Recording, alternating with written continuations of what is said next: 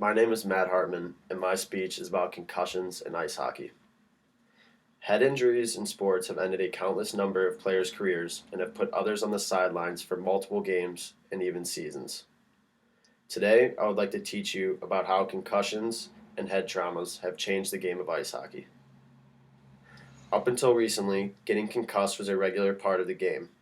Players would get their bell rung, return the next shift without being checked by a doctor, and even play in the games following their injury, still being concussed. Today, I will share with you some statistics about concussion, who gets them the most, and what is being done to help. First, we will start with statistics about concussions and how they have affected hockey players.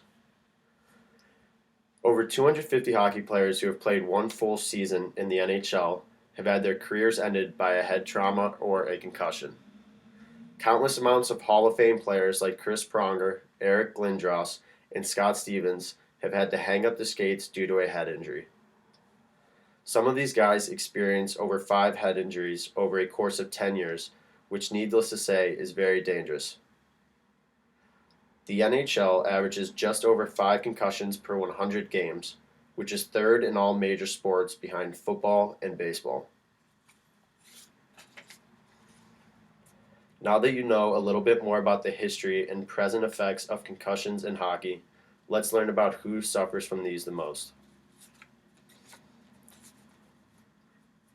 Concussions occur at all levels of hockey, but they occur the most at the professional level. There are just under 25 concussions per 1,000 hours of gameplay at the pro level. Sports scientists believe this is because of the more aggressive play at this level and naturally the bigger and stronger players. The second most head injuries occur at the high school and college level, with just under 20 per 1,000 hours of gameplay. Scientists also say this is probably due to players getting bigger and stronger and not due to carelessness throughout the game.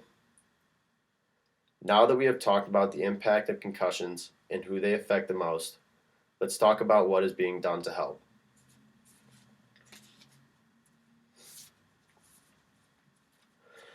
Undoubtedly, the most important part of this problem is what is being done to help minimize these head injuries. The development of the HEP, which is the Hockey Education Program, has implemented a point system where teams earn points through clean play throughout a game. A team will earn 2 points if they remain under 5 penalties throughout 60 minutes of gameplay. If a team takes too many penalties throughout the season, no matter how good their record is, they will not make the playoffs. Leagues all over are also starting to crack down on hits to the head and other so-called dirty plays by handing out multi-game suspensions and other major penalties very frequently.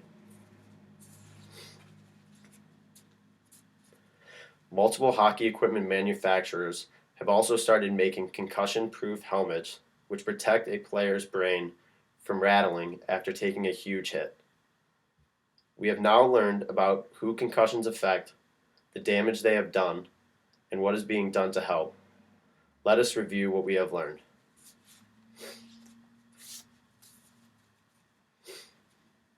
Concussions and head traumas are frequent aspects of the game and have ended many players' careers.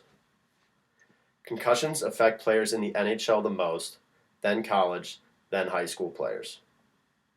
Penalties for a hit to a player's head have become much more strict, and youth hockey is moving forward to eliminate these plays in which injuries are sustained. Hockey equipment is also becoming much safer through concussion-proof helmets by multiple hockey manufacturers. Head injuries have shown a negative light on the game of hockey and all other contact sports. Numerous rules have been made to deter a player from hitting another player above the shoulders, but naturally, these incidents still happen due to the nature of the game. Head injuries will always be a part of hockey and other contact sports, but it is important that we minimize their impact on the game before anything.